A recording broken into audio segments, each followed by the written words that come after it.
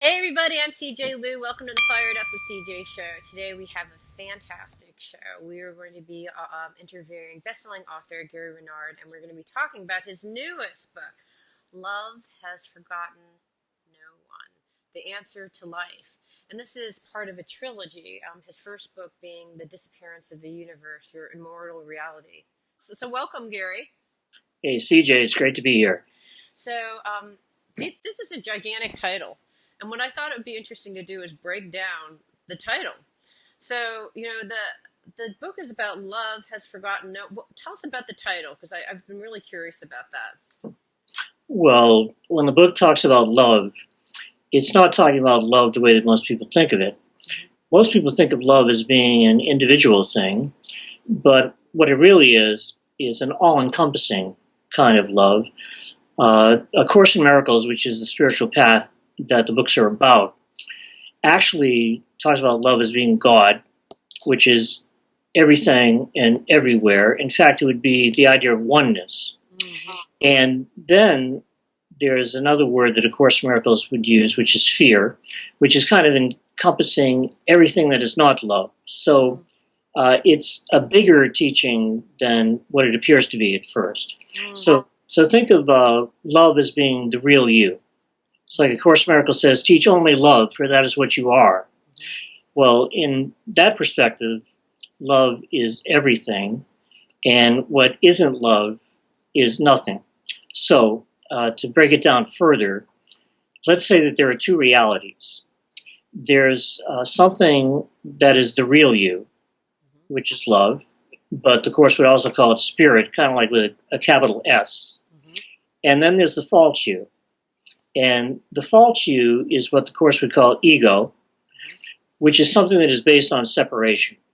So you have two things, and one of them is whole and one. Mm-hmm. And it's based on oneness. Mm-hmm. That's the real you. And then there's the false you, which is based on separation, which sees everything as being separate. Mm-hmm. So everything that we see in this world has a beginning and an ending. It has a border or a limit. It has an edge to it. Every image that we see is separate from every other image that we see.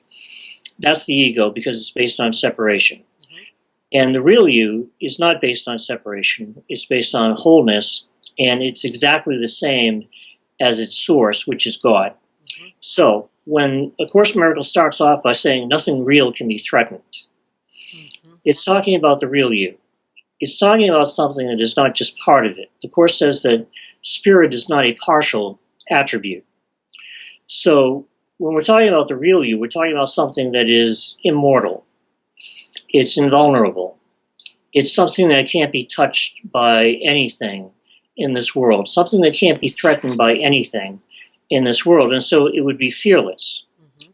Then there's the false you, and the false you is based on separation. And the whole thing here is about choosing which one you want. Mm-hmm. And the way that we choose it is in the way that we look at the ego's world of separation. Do we want to make it real? Do we want to take it seriously? Do we want to believe in it? Because it's really belief that gives things power over you. Mm-hmm. If you invest your belief in something, you're giving it power over you. Right. If you withdraw that belief and put it someplace else, if you put it where it belongs, which is with God, then the world stops to have that effect on you. It stops having power over you. In fact, if there's anything in this world that can hurt you or make you feel bad, it's because you've given it that power. You've given it that ability to hurt you and make you feel bad. But what if the world couldn't hurt you? Mm-hmm. What if it couldn't make you feel bad? Well, that would change everything, wouldn't it? Mm-hmm. I mean, we think it's very important what happens in this world. We think it's very important that we get what we want. But what if it didn't matter if we got what we wanted or not? What if we could be happy and peaceful and strong whether we got what we wanted or not? Then that would be real freedom. Mm-hmm. And that's also real spirituality. Mm-hmm. And the reason I say that, CJ, is because I believe that spirituality today has become totally confused with the self-help movement. Mm-hmm. You know, most people think that spirituality today is about, well, I'm going to attract something to me that is outside of me. I'm going to make something happen. I'm going to get what I want. And they've totally lost sight of the fact that even if they get what they want, it's not going to make them happy. Right. Not really. It's like I remember when I was a teenager, I read in Reader's Digest that money won't make you happy, right? And I think that people are still clinging to the delusion that it will. They don't want to quite accept the fact that money won't make them happy. I think they just want to make sure. Just in case. Yeah, just in case. Okay, so the answer to your question, my question, what does the title mean? Love has forgotten no one. The answer to life is that love is the supreme love, the oneness love. This is the love that you're talking about in this book. And that has forgotten no one is everyone has access to this love, right? We're all part of it. It is one and part of us. But we have this sense of separation that we kind of have amnesia. But that you're saying, this is the answer to life, right? It's not, the answer to life is to what? To follow the spiritual path so that you actually can find and find this wholeness and oneness and love within yourself. Right. Doing the things that are set forth in the book will lead you to the answer to life. But the answer to life is something that can't be put into words. It's something that is an experience. It's the great mystical experience that the masters of history have talked about. It's a direct experience with your source, a direct experience with God. And that is the answer, because in that answer, which is perfect oneness, all of our questions disappear. So it says the answer to life. Well, it's the answer to all of our questions, because when we appear to be in the ego's world of separation, we have many, many questions. Like, I'll do workshops every week. I just got back from Japan, which was awesome. And people around the world all ask the same questions. Somebody will raise their hand and they'll say, how did I get here?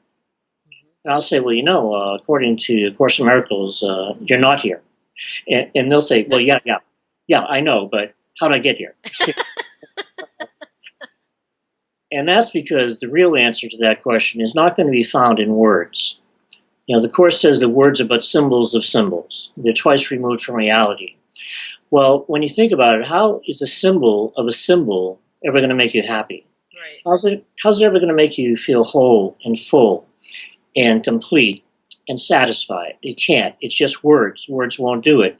Even a description of the reality that I'm talking about won't do it, because it's still just words. But an experience of the reality that I'm talking about, it will satisfy you, because it is whole and it is full and it is complete, because it's based on perfect oneness. Now, when you have that experience, maybe for just 1 second, the world will seem to disappear. Your body will seem to disappear. And what is left is a brilliant, perfect abstraction. And this abstraction has no beginning or ending. It has nothing temporary about it. It is just an experience that is there. And because there is no such thing as time in that experience, nothing happens next. It's just an experience. And because it's based on wholeness and oneness, there are no questions in that experience. There is only the answer, which is God, because this is a direct experience of God. And the questions disappear. In fact, the way that A Course in Miracles describes it, it describes it as the complete but temporary suspension of doubt and fear. In that experience, there is no doubt, there is no fear, there are no questions. Then you appear to come back to this world, and you have questions, and you may realize that you're dreaming the questions, because even though the word illusion has been used to describe this world for thousands of years by many spiritual disciplines, A Course in Miracles takes that idea of this world being an illusion and further refines it into the idea that this is a dream that you will awaken from, and it's that awakening that is enlightenment. In fact, that's what Buddha was talking about when Buddha said, I am awake. Most people today, because of the way that spirituality is gone, they think that when Buddha said, I am awake, they thought that he meant that he was amazingly alert and ready to manifest like hell. Sorry, that's funny. Okay. Yeah. But I think you're right. Modern spirituality is how do I actually EM Square. I interviewed Pam Grout, New York Times bestseller. It's about manifesting things. It's the secret. It's I want to actually manifest the Cartier ring and all these different things. It's been kind of it's been it's been it's been contorted in our American way in wanting things. But I think that you're right. It's not the real thing. And it's interesting. I actually did this shamanic journey. They have you die before you die. So you know when you die what to expect. So you go on a journey and you die and figure out what the heck happens to you afterwards, right? And I don't know what I think when you go into your deep unconscious and you tap into some eternal wisdom. And I was thinking, what is it going to be like when I die? And the interesting thing that I got is life is all about the experiences. It's all about the experiences. It's not about the legacy because all those things are impermanent. They will come as quickly as I built a building, it will be destroyed. That building will be gone. The only thing lasting in yourself is your experiences, I think. So, Well, that's a great observation, and it's very much in harmony with Buddhism. It's like this is a world of impermanence. yeah. Nothing lasts, and yet people have this desire for things that will not last, and then they get them, and they can't understand why it doesn't make them happy. And that's where Buddhism and the Course in Miracles have something in common. Hey, thank you so much for listening to the Fire It Up with CJ show. I hope you enjoyed the show and that you learned something or found something that you'd like to try out. It means so much to me that you're listening to the show and love your support in any way by giving me comments below or to subscribe to the show or share the show with friends. Thank you again for your support. Love and blessings.